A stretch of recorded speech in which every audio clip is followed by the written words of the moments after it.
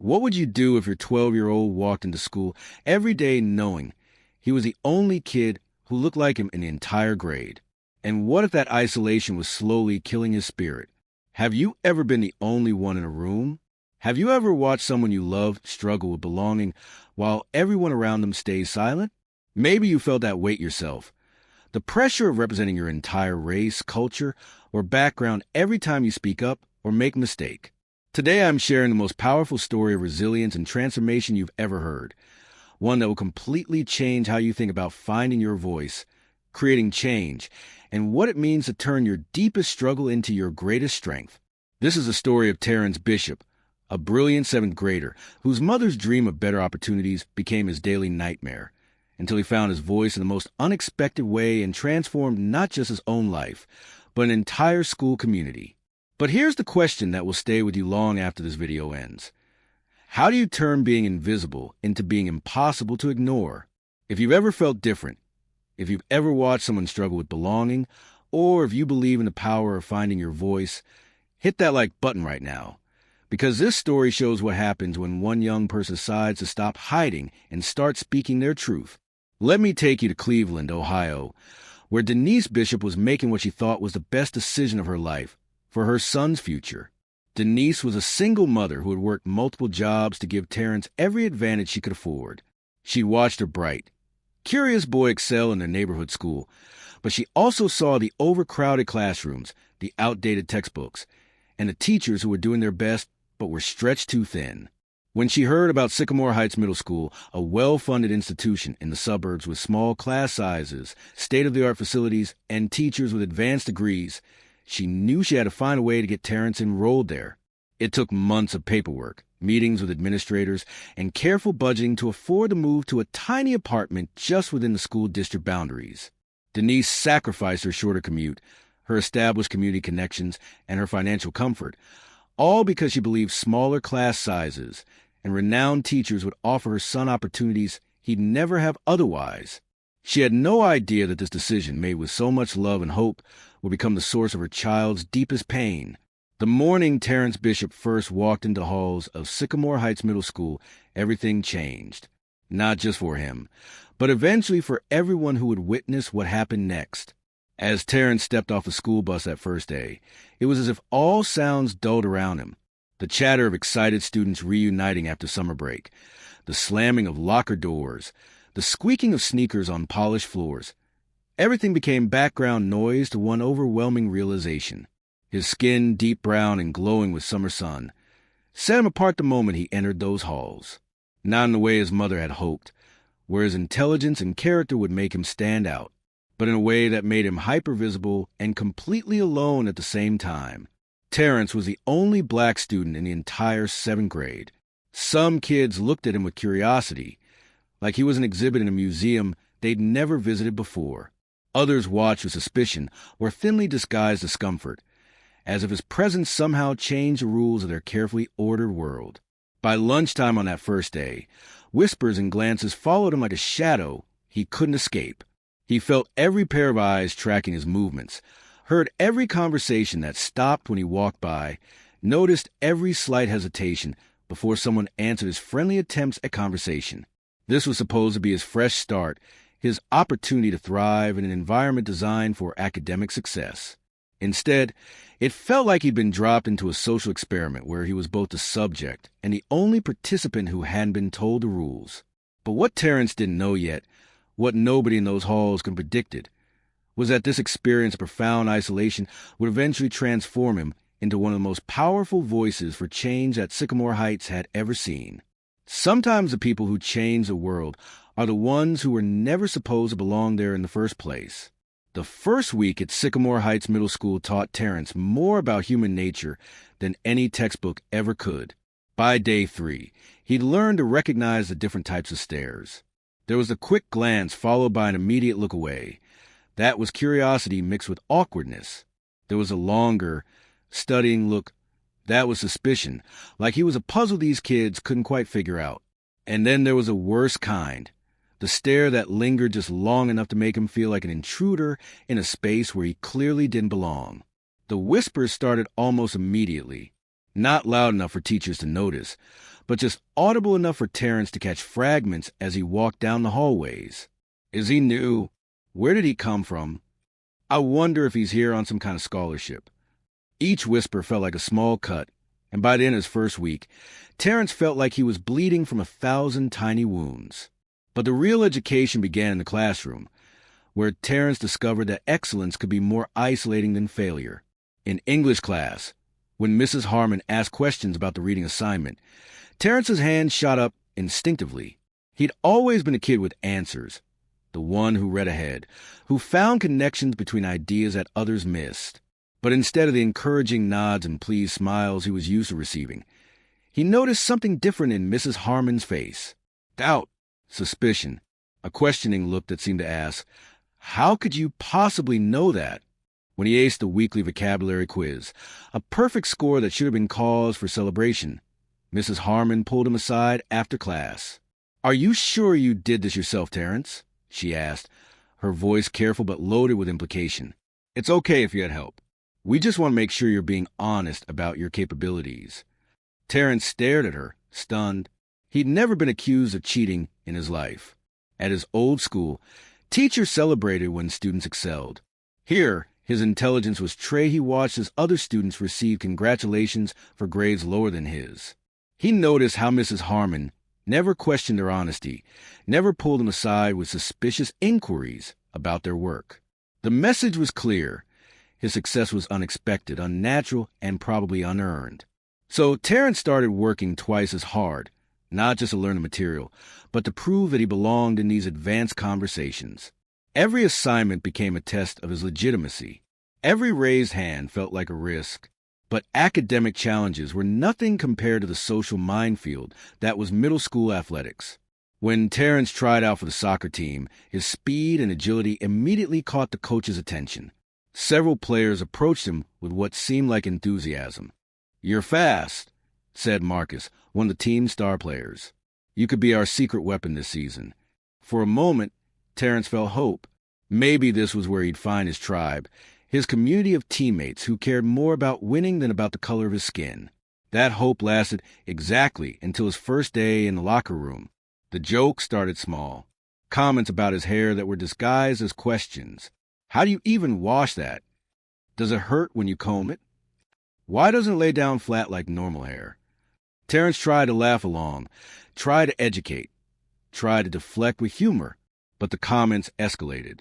One afternoon, as Terrence was changing into his practice gear, Sam Morrison, a boy who'd seemed friendly during tryouts, tossed a cotton ball at him. "Get to work, Bishop," Sam said with a grin that didn't reach his eyes.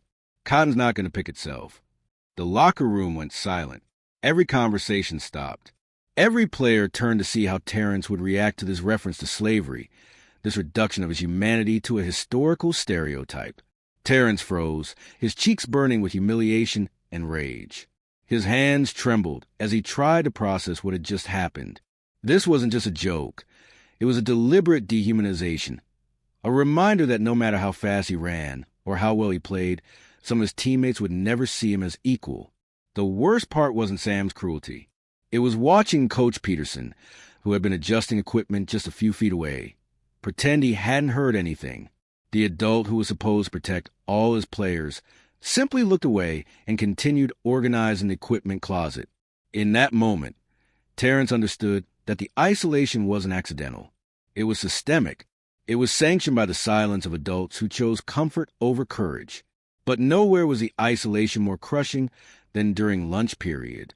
The cafeteria at Sycamore Heights was a carefully choreographed social ecosystem. Kids sat in established groups that seemed to have formed through some invisible sorting process Terrence hadn't been part of. He tried approaching different tables with his lunch tray, a hopeful smile, and genuine attempts at conversation. "Mind if I sit here? Our table's kind of full today. Maybe try over there? We're saving these seats for some friends."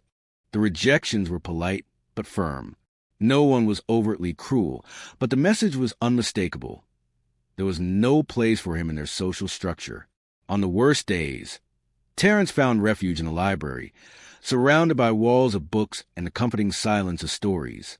He'd eat his lunch while reading about other kids who felt different, who faced challenges, who found ways to be brave when the world seemed determined to make them feel small. The librarian, Mrs. Rodriguez, was kind but distant. She'd nod when he came in, sometimes recommend a book, but never asked why a seventh grader spent his lunch periods alone among the stacks instead of socializing with his peers. When Terrence finally worked up the courage to speak to the school counselor about feeling isolated, Mr. Franklin's response was dismissively optimistic. "You'll adjust," he said without looking up from his computer. "These things just take time. Try to put yourself out there more. Put yourself out there more." As if Terrence hadn't been trying every single day to connect, to belong, to find just one person who might see him as more than the color of his skin.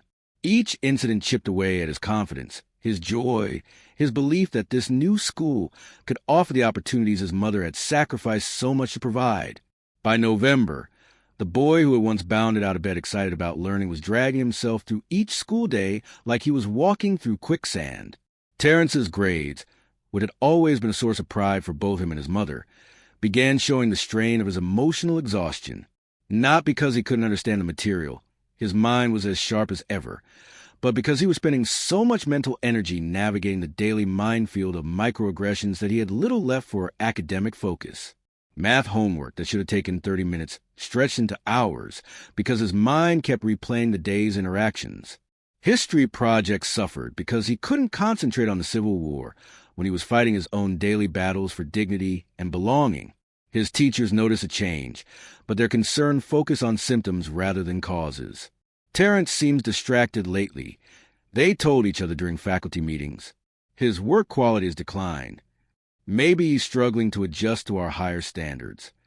None of them connected his academic struggles to the social isolation they witnessed, but chose not to address. The most heartbreaking change was in Terrence's personality. The laughter that had once filled their apartment, his delighted giggles at funny movies, his excited chatter about books he'd discovered, his playful jokes at the dinner table, gradually faded into silence. He stopped talking about his day when Denise asked. "Fine," became his standard response to questions about school, friends, or activities. When she pressed for details, he'd give minimal answers before retreating to his room. The vibrant, curious child who had once filled every conversation with questions and observations became quiet, withdrawn, careful. He moved through their home like he was trying not to take up too much space, as if he was practicing for the invisibility he felt at school. Denise noticed everything. She'd raised Terrence alone since he was 3, and she knew every expression on his face, every tone in his voice, every subtle shift in his mood. She could read her son like her favorite book, and what she saw terrified her. But when she tried to talk to him about it, Terrence deflected with practiced skill. "I'm just tired, Mom. School's harder here. I need to focus more. Everything's fine.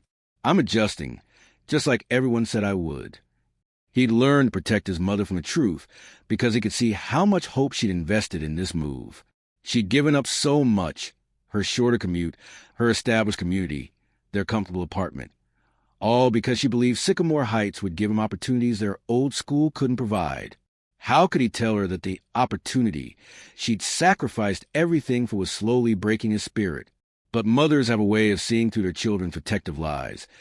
It was a Tuesday evening in late November when Denise finally broke through Terrence's carefully constructed walls. She'd made his favorite dinner, fried chicken, mac and cheese, and green beans, hoping food might succeed where direct questions had failed. They sat at their small kitchen table, the same ritual they'd shared every evening since he was small. But instead of the animated conversation that had once accompanied these meals, they ate in silence punctuated only by the scraping of forks against plates. Denise watched her son push food around his plate, without really eating, his shoulders curved inward like he was trying to make himself smaller.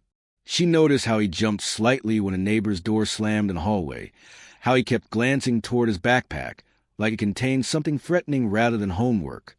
Silently when those children are in pain. "Terrence," she said gently, setting down her fork. "Baby, I need you to talk to me. And I mean really talk to me. Mom, I told you everything's fine," she finished. "You keep saying that. But son, you're not fine. You haven't been fine since you started at that school, and pretending otherwise isn't protecting me the way you think it is." Terrence looked up, surprised by his mother's directness. "You think I don't see how quiet you become?" Denise continued, her voice soft but firm. "You think I don't notice that you don't laugh anymore, don't talk about your classes, don't mention a single friend's name?" Her voice cracked slightly. "Baby, you think I don't see that my happy, curious, brilliant son is disappearing a little more every day?" The words hung between them like a bridge Terrence could either cross or burn down. For a long moment, he stared at his plate, wrestling with the choice between continued protection of his mother's feelings and the desperate need to finally tell someone the truth about what his days really look like. Have you ever had to watch someone you love lose themselves?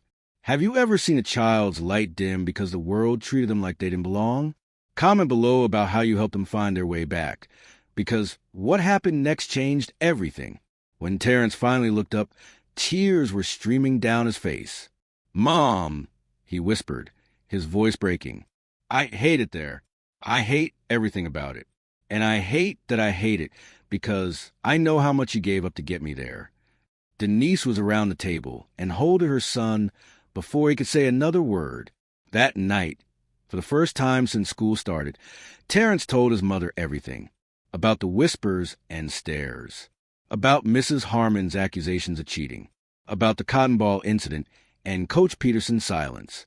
About eating lunch alone in the library because no table had room for him. About feeling invisible and hypervisible at the same time. About being expected to represent his entire race while being denied the chance to just be a kid.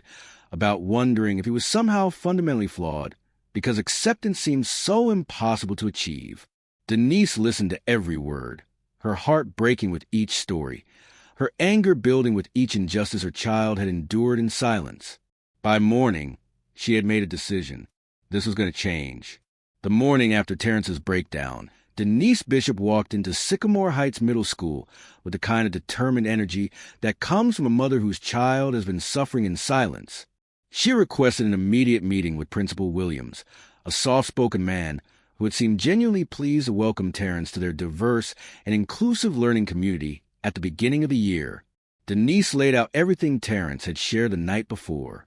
The classroom suspicions about his academic abilities, the athletic team microaggressions, the social isolation during lunch periods, the complete lack of intervention from adults who witnessed these incidents.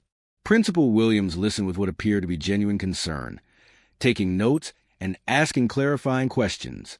He expressed disappointment that Terrence had experienced these challenges and assured Denise that Sycamore Heights was committed to providing a safe and welcoming environment for all students. "We'll certainly monitor the situation more closely," he promised. "I'll speak with the teachers and coaches about creating more inclusive classroom and team environments. These issues will definitely be addressed." But as the weeks passed, very little changed. The monitoring Principal Williams had promised seemed to consist mainly of teachers asking Terrence if he was doing okay, questions that felt more like checkbox items than genuine concern. Coach Peterson gave a brief team talk about respecting all players, but the locker room dynamics remained largely unchanged. The whispers continued. The social isolation persisted. The questioning of his academic achievements went on. Terrence began to understand that adult promises of change often meant very little when those adults weren't willing to confront the systems and attitudes that created problems in the first place. But sometimes, transformation comes from unexpected places. In mid-January, Ms. Cartwright, the 8th grade English teacher who also supervised the school newspaper, announced the annual creative writing contest during morning announcements. "This year's theme is Voices That Matter," she explained to the assembled students. "We want to hear your authentic stories, your real experiences, your perspectives on what it means to be a young person in today's world." Terrence barely paid attention to the announcement. Writing contests were for kids who had interesting lives, meaningful experiences, stories worth telling. What could he possibly write about that anyone would want to read? But that evening, as he sat at his desk pretending to focus on algebra homework, Ms. Cartwright's words kept echoing in his mind. Authentic stories. Real experiences. Maybe that was exactly what he had. For 3 weeks, Terrence wrestled with whether to enter the contest. Part of him was terrified of putting his truth on paper, of making his pain visible to the very people who had caused it. But another part of him, The part that was exhausted from carrying his experiences in silence began to see the contest as an opportunity. What if, instead of spending his energy trying to become invisible, he chose to become impossible to ignore? The essay took him 2 weeks to write, not because he struggled with the words, but because the emotions they carried were so heavy. He titled it Invisible and Loud, My Life as the Only Black Kid. In it, he wrote about the first day when sounds dulled around him as he realized how completely alone he was. He wrote about Mrs. Harmon's accusation of cheating, about watching other students receive praise for accomplishments lesser than his own. He wrote about Sam's cotton ball incident with raw honesty. When that cotton ball hit my chest, it carried the weight of 400 years of history. It wasn't just a joke. It was a reminder that no matter how fast I ran or how smart I was, some people would always see me as less than human. He wrote about lunch periods in the library. I surrounded myself with books because the characters in those stories were the only friends who didn't care what I looked like. In books, heroes come in all colors, and the only thing that matters is the courage to keep going when everything seems impossible. But most powerfully, he wrote about the loneliness. People think being the only one means you get special attention. But really, it means you disappear twice. First, because you don't fit in, and second, because everyone pretends not to see how much that hurts. The essay wasn't just a catalog of grievances. It was a meditation on resilience, on the power of kindness, on what it meant to hope for change, even when change seemed impossible. I don't want pity, he wrote in the conclusion. I want people to understand that every time they choose silence over speaking up, every time they laugh at jokes that hurt others, every time they decide that inclusion isn't their responsibility, they're choosing who gets to belong and who gets left behind. But I also want them to know that one person choosing kindness can change everything. One teacher, one student, one coach who says this isn't okay can transform a whole environment. When Terrence finally submitted his essay, his hands were shaking. He was choosing vulnerability over safety, truth over comfort, voice over invisibility. A month later, Ms. Cartwright called him to her classroom after school. "Terrence," she said, her eyes bright with emotion, "your essay won. Not just won, it was extraordinary." The judging committee was unanimous. Terrence felt a rush of validation he hadn't experienced since starting at Sycamore Heights. Someone had read his truth and found it worthy. "But more than that," Ms. Cartwright continued, "I'd like to read it at our next all-school assembly. I think your classmates need to hear what you've experienced. I think they need to understand what their silence has cost you." The thought of having his most vulnerable thoughts read aloud to the same students who had caused his pain was terrifying. But it was also exactly what he'd been hoping for since the day he first walked into those halls. For the first time in months, Terrence felt something he'd almost forgotten: the power of his own voice. The day of the assembly, as Miss Cartwright stood at the podium and began reading Invisible and Loud, My Life as the Only Black Kid, Terrence sat in the audience watching his classmates' faces change. Some looked uncomfortable. Others seemed genuinely shocked, as if they were learning for the first time that their actions had consequences. A few were crying, but all of them were listening. For 10 minutes, Terrence's voice, his real, authentic, powerful voice, rang out above every whisper, every cruel joke, every moment of willful ignorance that had tried to silence him. He was no longer invisible. He was impossible to ignore. The days following the assembly reading were unlike anything Terrence had experienced since arriving at Sycamore Heights. For the first time in months, students approached him not with curiosity or suspicion, but with something that resembled genuine remorse. Marcus from the soccer team was one of the first. He found Terrence at his locker after second period, shifting nervously from foot to foot. "Hey," Marcus said quietly, "I wanted to apologize for calling you our secret weapon and stuff. I thought I was being complimentary, but after hearing your essay, I realized how that probably felt." Other conversations followed throughout the week. Some were awkward attempts at apology. Others were genuine questions about his experiences, his thoughts, his life beyond the assumptions they'd made. Jessica Chun, a quiet girl from his math class, approached him in the library during what used to be his solitary lunch period. "I always wondered why you ate alone," she admitted, "but I was too afraid to invite you to our table, because I didn't know if you'd want to sit with us. After hearing your essay, I realize how stupid that sounds. Want to join us tomorrow? But perhaps the most meaningful conversation came from an unexpected source. Sam Morrison, the boy who had thrown the cotton ball, found Terrence after school one Friday afternoon.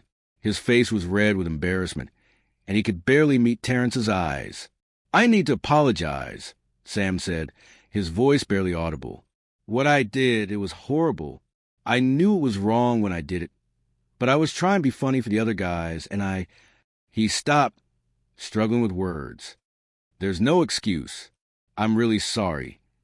Terrence studied Sam's face, looking for signs of sincerity versus social pressure to apologize. What he saw was genuine shame and regret. "Thank you for saying that," Terrence replied. "It hurt. A lot. But I appreciate you owning up to it." These individual conversations were encouraging, but Terrence realized that real change required more than personal apologies. It required systematic shifts in how the school community understood difference, inclusion, and belonging. Ms. Cartwright had been thinking along the same lines. The week after the assembly, she approached Terrence with a proposal that would transform his individual voice into collective action. "Your essay has started conversations that needed to happen years ago," she told him. "But I think we could do more than just talk. What would you think about starting a discussion group, a place where students can share their stories, learn from each other, and work on making the school more inclusive for everyone?" The idea both excited and terrified Terrence. Leading a group meant making himself even more visible, taking on even more responsibility for representing difference in a space that had often felt hostile.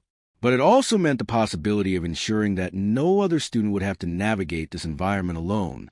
"What would we call it?" Terrence asked. "How about Diversity Voices?" Ms. Cartwright suggested. "A place where every student's story matters." The first meeting of Diversity Voices attracted 12 students. Some came out of genuine curiosity about other people's experiences.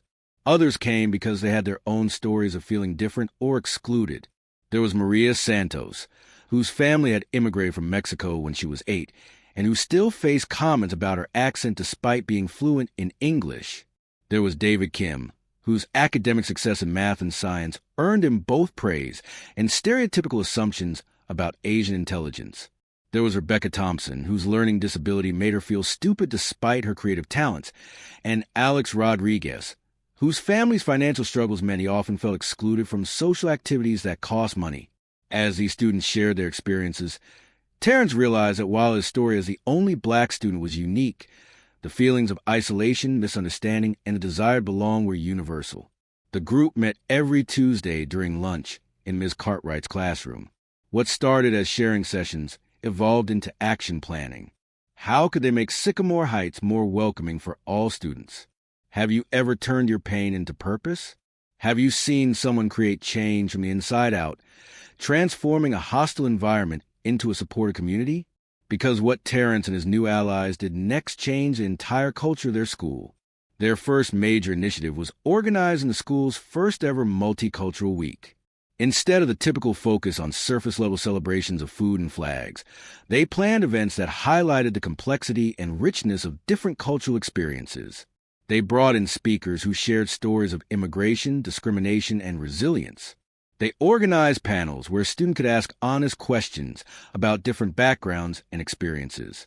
They arranged cultural exchanges where students could teach each other about traditions, languages, and perspectives.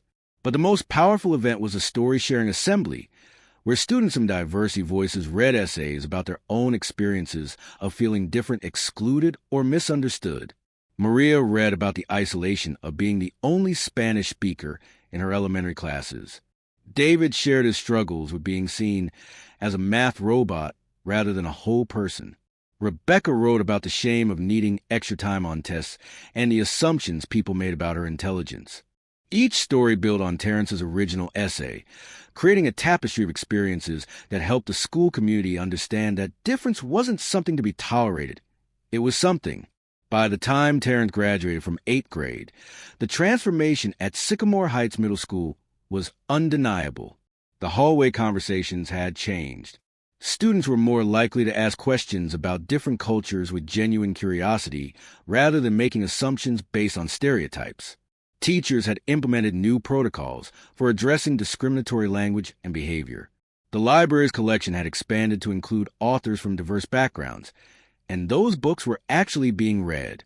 But perhaps the most significant change was in the student body's understanding of what it meant to be an ally. Terrence's essay and the subsequent work of Diversity Voices had taught his classmates that good intentions weren't enough. Real inclusion required active effort and sometimes uncomfortable conversations. When graduation day arrived, something unprecedented happened. During the student recognition ceremony, Principal Williams called Terrence to the podium not just to receive an academic award, but to be honored for his leadership in creating positive change. Terrence Bishop, Principal Williams announced, has taught our entire community that one voice, speaking truth with courage, can transform how we see each other and how we treat each other. His impact on Sycamore Heights will be felt for years to come. The standing ovation that followed wasn't polite ceremony. It was genuine recognition from classmates who had witnessed his journey from isolated outsider to respected leader. But Terrence's impact extended far beyond the walls of his middle school. Ms. Cartwright had shared his original essay with colleagues at other schools, and it began circulating among educators dealing with similar issues of isolation and inclusion. Teachers started using Invisible and Loud as a discussion starter in their own classrooms, prompting conversations about belonging that had been long overdue. The local Cleveland Plain Dealer newspaper picked up the story, running a feature article about how one student's courage had transformed a school community. The article sparked broader conversations about educational equity and the experiences of students of color in predominantly white schools. Soon, Terrence was invited to speak at local libraries, community centers, and even other schools about his experience and the power of finding your voice in difficult circumstances. His first speaking engagement was at the Cleveland Heights Library, just 20 minutes from his old neighborhood. Standing at the podium in front of an audience of students, parents, and educators, Terrence felt nervous but determined. 3 years ago, I thought being the only one meant I was alone, he began. But I learned that being the only one can also mean you're the first one, the first to speak up, the first to challenge assumptions, the first to create change. He shared practical strategies for students facing similar challenges. The importance of finding trusted adults, the power of documenting experiences, the courage required to speak truth even when your voice shakes. But he also addressed the adults in the audience with uncomfortable truths about their role in either perpetuating or dismantling systems of exclusion. Every time you stay silent when you witness discrimination, you're teaching young people that their pain doesn't matter, he told a room of parents and educators. But every time you speak up, you're showing them that they have allies and that change is possible. The response was overwhelming. Parents approached him afterward to share their own children's experiences with feeling different or excluded. Teachers asked for resources to make their classrooms more inclusive. Students thanked him for giving them language to describe their own struggles with belonging. That first speaking engagement led to more invitations. Soon, Terrence was traveling throughout Ohio, sharing his story and facilitating conversations about inclusion, belonging, and the courage to create change. His message evolved as he gained experience and perspective. He began talking about the difference between diversity and inclusion, helping audiences understand that having different faces in a room meant nothing if those people didn't feel valued and heard.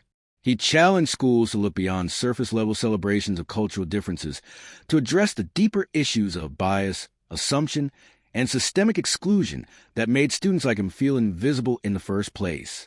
Have you ever turned your struggle into strength that lifts others up? Have you seen someone transform their pain into purpose that creates lasting change? This is what happens when we choose courage over comfort, not just for ourselves, but for everyone who comes after us. The impact on Terrence himself was equally significant. The boy who had once eaten lunch alone in the library, who had questioned his own worth because of others' assumptions, had discovered that his voice was not only valuable but necessary. High school at Cleveland Heights High School was a completely different experience. Armed with confidence earned through adversity and skills developed through advocacy, Terrence thrived academically and socially. He joined the debate team, participated in student government, and continued his speaking engagements on weekends. More importantly, he never forgot the feeling of walking into a room where no one looked like him. When he noticed new students struggling with isolation or discrimination, he became the ally he had needed during those difficult months at Sycamore Heights. College applications became an opportunity to share his story of transformation and leadership. His essay about turning isolation into advocacy impressed admissions committees at several universities, ultimately earning him a full scholarship to study education and social justice. Years later, former classmates would reach out to him on social media with messages like, "Your story changed how I see the world," or "You taught me to speak up when I see injustice," or simply, "Thank you for showing us what courage looks like." But perhaps the most meaningful validation came from other students who faced similar challenges. Young people from across the country began contacting him through his growing social media presence, sharing their own stories of being the only one and asking for advice on finding their voice. Terrence realized that his experience at Sycamore Heights, as painful as it had been, had prepared him for a lifetime of advocacy and leadership.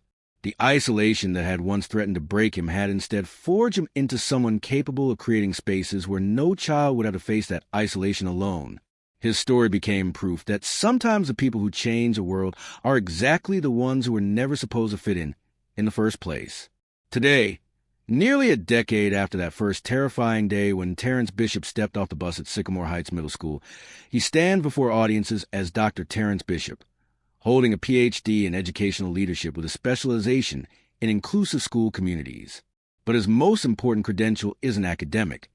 It's experiential. He knows what it feels like to be the only one, to carry the weight of representation, to wonder if belonging is possible when everything around you suggests it isn't. His work now focuses on helping schools create environments where no child has to endure what he experienced, where difference is celebrated rather than tolerated, where students learn early that their voice matters and their story is power. The Diversity Voices program he started at Sycamore Heights has been implemented in over 200 schools across the Midwest. His original essay, Invisible and Loud, is required reading in teacher preparation programs at several universities. But when people ask Terrence about his proudest achievement, he doesn't mention his academic degrees or program implementations. Instead, he talks about the messages he receives from young people who have found their own voices through his example.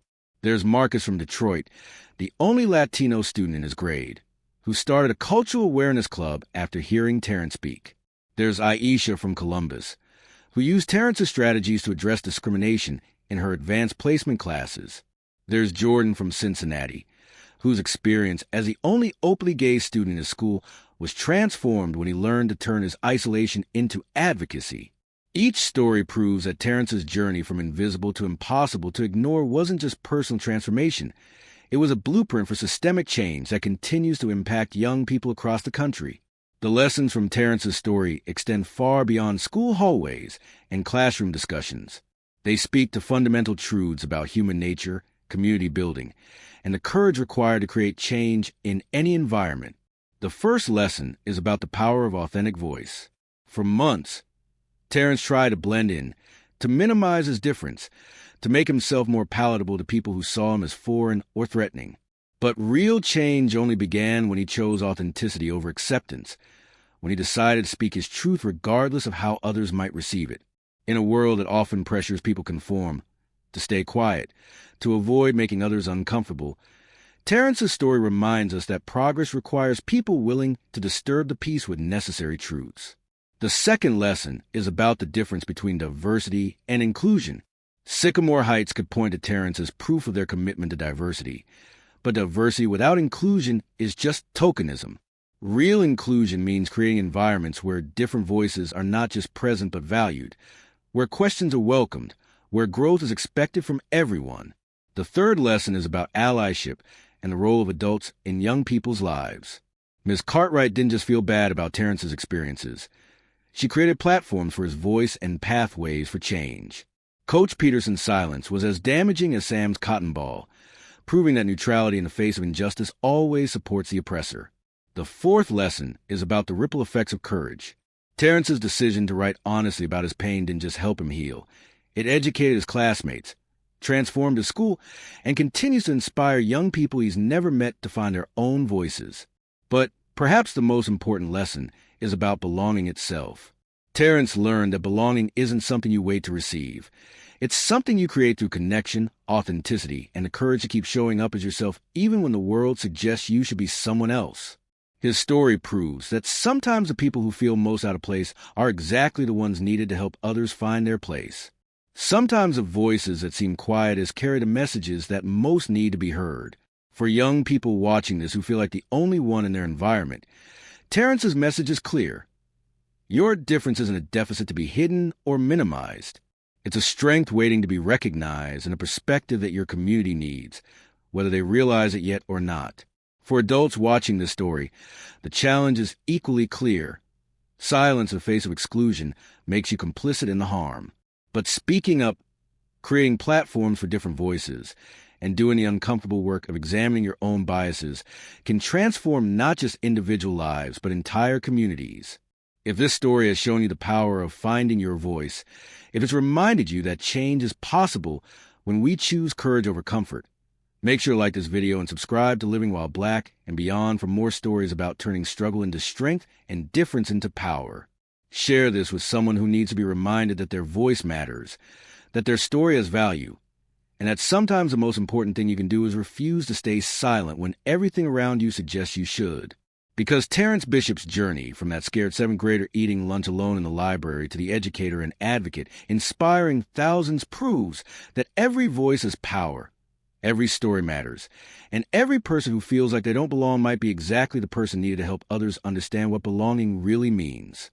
Sometimes the people who change the world are the ones who were never supposed to fit in. And sometimes the greatest gift you can give your community is the courage to be authentically, unapologetically yourself.